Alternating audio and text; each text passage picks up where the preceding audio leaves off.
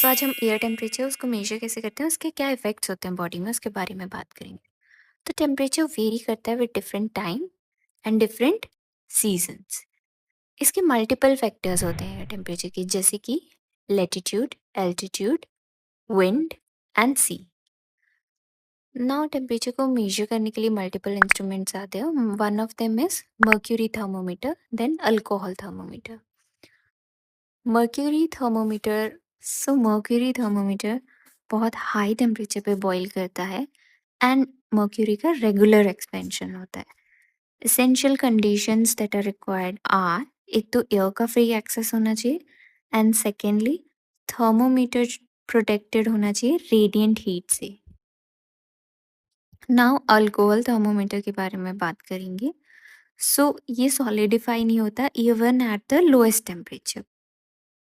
तो थर्मोमीटर को हम माउंट करते हैं एक स्क्रीन पे, that is known as Stevenson screen, जो कि प्रोटेक्ट करता है from radiant heat, direct sun and rain. Now measure कैसे करते हैं? Other measurement methods are dry bulb, wet bulb, max and minimum thermometer and max and mini thermometer.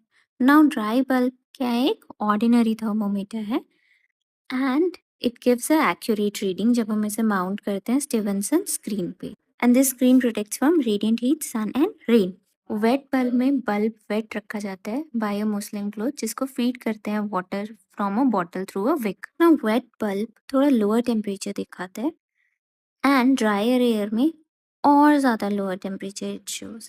अगर moisture से air saturate हो जाए तो वेट बल्ब और dry bulb same temperature दिखाता है। नाउ मैक्स थर्मोमीटर की बात करें तो there is a construction at the neck, और इसमें हमारा मर्क्यूरी होता है। Very fine construction is there.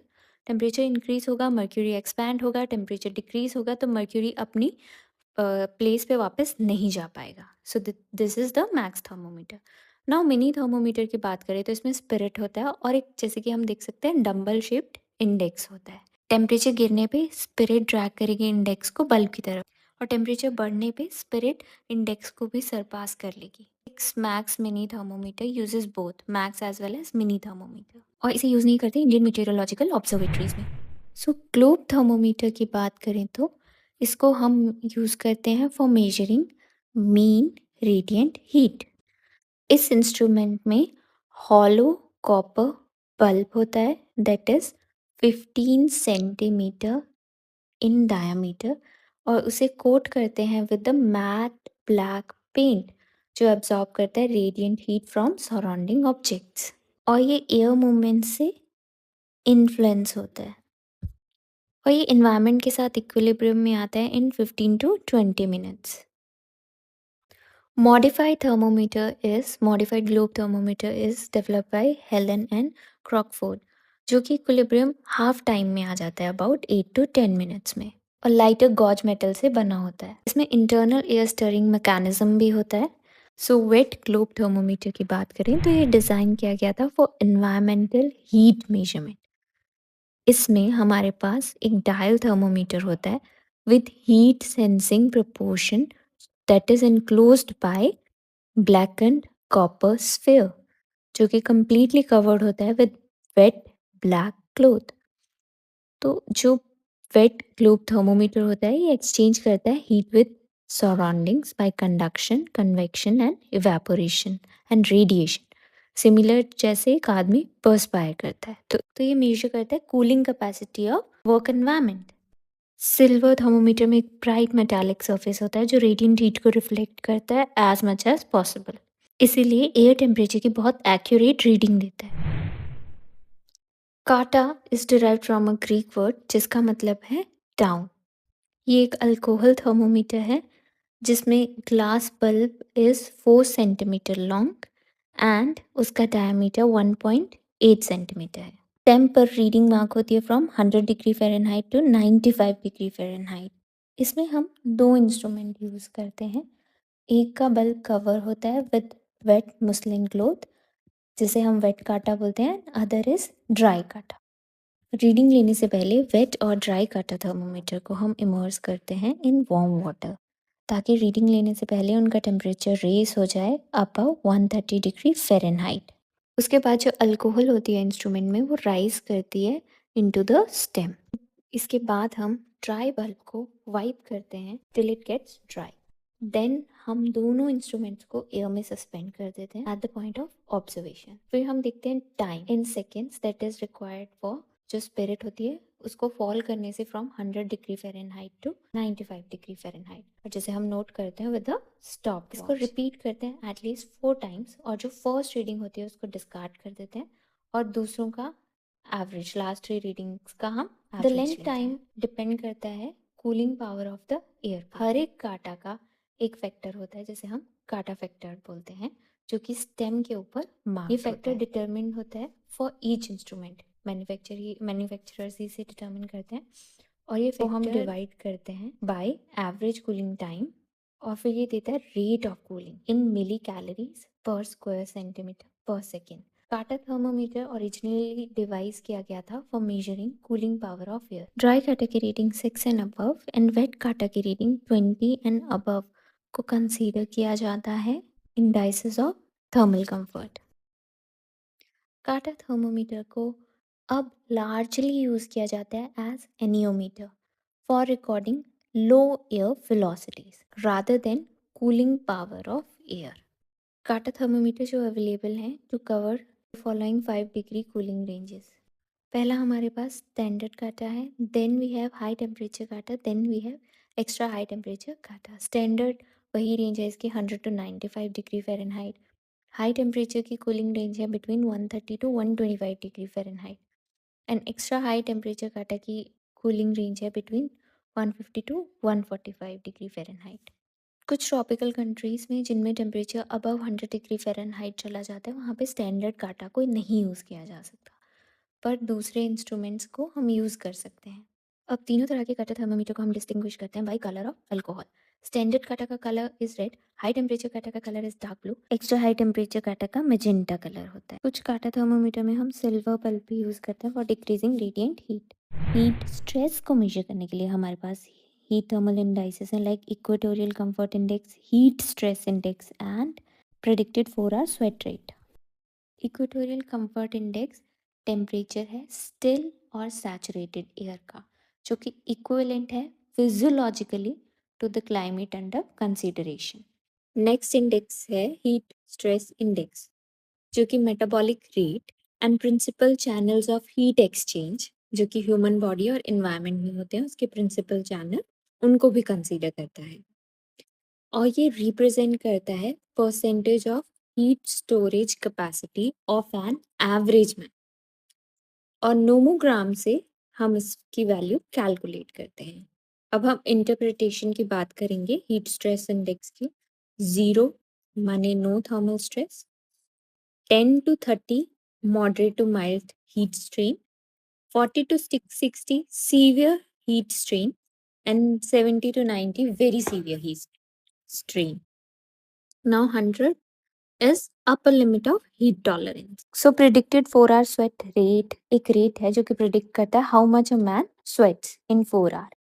ये भी एक बहुत अच्छा इंडेक्स है और sweat rate of 4.5 litre in 4 hours इसकी अपर लिमिट है of tolerance in a hot environment. A sweat rate of 2.5 litres in 4 hour को अपर लिमिट कंसीडर किया जाता है normal working environment. Predicted 4 hour sweat rate उसी environment में consider होता है जहाँ पे स्वेटिंग नॉर्मली अकर्स. लगभग 14 डिसऑर्डर्स हो सकते हैं फ्रॉम एक्सपोजर टू हीट और the important ones are first of all there is heat stroke, then other condition is heat hyperpyrexia, then there is heat exhaustion, then there are heat cramps, then heat syncope is the another condition. Now heat stroke is due to failure of heat regulation mechanism. इसमें temperature above 110 degree Fahrenheit चला जाता है. Delirium, conversion, loss of consciousness जैसे symptoms एक person को आ सकते हैं. कुछ में स्वेटिंग एब्सेंट होती है और कुछ पेशेंट पर्सपायर प्रोफ्यूजली. इसमें डेथ केस रेशियो लगभग 40% से भी ज़्यादा है. ट्रीटमेंट में हम रैपिडली कूल करते हैं बॉडी को इन आइस वाटर बाथ जब तक rectal temperature below 102 degree Fahrenheit नहीं चला जाए. जो रेक्टल टेम्परेचर है इसको मॉनिटर करना पड़ता है कॉन्टिन्यूसली ट्रीटमेंट की एफिकेसी देखने के लिए और पेशेंट में हाइपोथर्मिया प्रिवेंट करने के लिए पेशेंट को सपोर्टिव केयर प्रोवाइड करना इज ऑल्सो वेरी इंपॉर्टेंट, क्योंकि हीट स्ट्रोक के केस में hypovolemia, rhabdomyolysis, hypokalemia and bleeding diathesis जैसे प्रॉब्लम्स हो सकती हैं ना। हाइपोपायरेक्सिया में भी मॉल फंक्शन होता है ऑफ हीट रेगुलेशन मैकेनिज्म का। इसमें हीट स्ट्रोक के फीचर्स नहीं आते।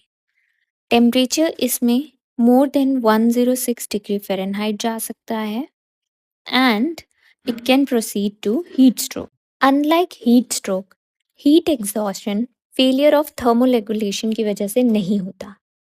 ये एक माइल्डर इलनेस है और ये कॉज होती है इम्बैलेंस या inadequate replacement of water and salts, जो कि लॉस हो जाते हैं in sweat due to thermal stress.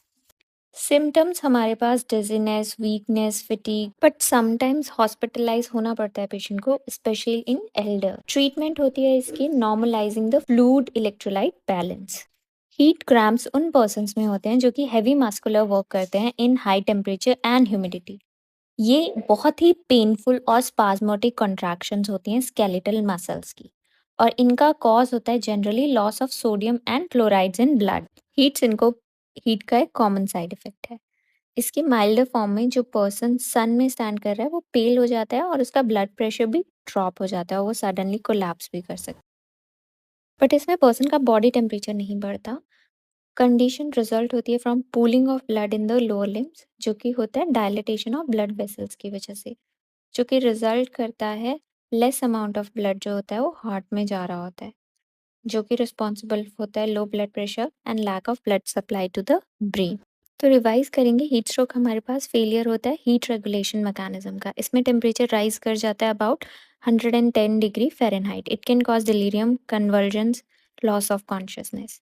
अब हीट हाइपोपैरेक्सिया की बात करें, ये भी malfunction of heat regulation mechanism की वजह से होता है। इसमें टेम्परेचर राइज कर जाता है मोर देन 106 डिग्री फ़ारेनहाइट। ये स्ट्रोक में जा सकता है। हीट एग्जॉशन होता है due to inadequate replacement of salt and water. Heat cramps में हैवी वर्क के बाद पेनफुल मस्कुलर क्रैम्प्स होते हैं due to loss of sodium chloride. Heat syncope is because of cooling of blood.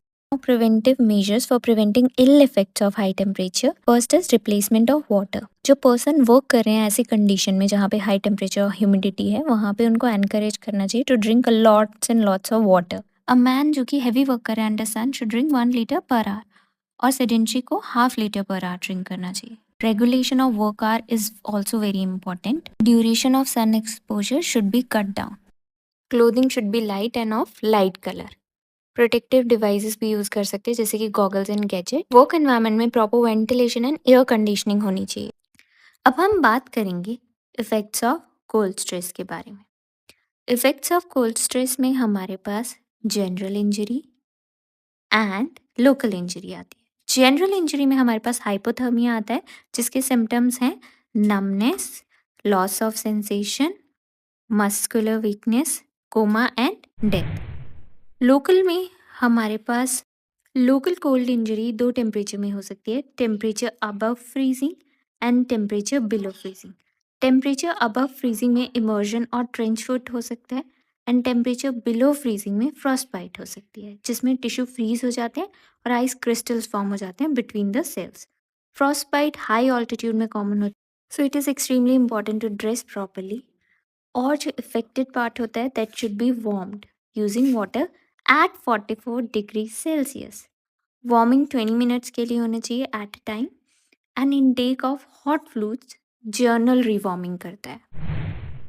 अब हम global warming के बारे में बात करेंगे, जो generally cause by emission of greenhouse gases. Major component of emission is carbon dioxide, जो कि जनरली होता है कंबशन ऑफ फॉसिल फ्यूल से। Globally 3 degree Celsius temperature by 2030 increase हो सकता है, और सी लेवल्स भी राइज हो सकते हैं 0.1 से 0.3 मीटर बाई 2050। और ग्लोबल वार्मिंग की वजह से क्लाइमेटिक इवेंट्स जैसे कि cyclones, heat waves and droughts भी बढ़ जाएंगे। नाउ ग्लोबल वार्मिंग में इन्वायरमेंटल चेंजेस भी आ सकते हैं, like change in vector habitat and heat island effect. Change in vector habitat में वेक्टर डिजीजेस का स्प्रेड बढ़ जाएगा, और हीट आइलैंड इफेक्ट में लॉन्गर और सीवियर हीट वेव्स होंगी। Thanks for watching. Like, share, and subscribe.